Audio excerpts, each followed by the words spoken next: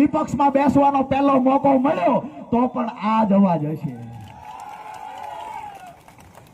સી.આર. પાટીલને ગોપાલભાઈએ challenge કરી છે કે તમારામાં તાકાત, મેં વિપક્ષમાં શું કામ કહ્યું એ બી કહું, કે તમારામાં તાકાત હોય તો એકાદા ધારાસભ્યને ખરીદીને પેટા ચૂંટણી લાવી દો.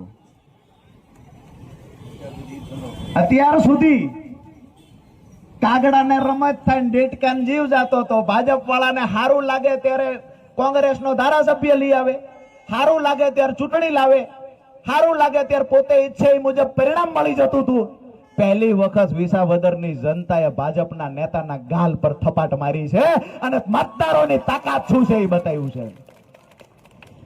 તો આવનાર પેટા ચૂંટણી સી.આર. પાટીલને જ્યારે ગોપાલભાઈએ ચેલેન્જ કરી છે, હું માનું છું કે આ ચેલેન્જ સી.આર. પાટીલ સ્વીકારી લે અને એકાદી પેટા ચૂંટણી આવે તો અમારું ગોઠવજો. પ્રમુખ સાહેબ.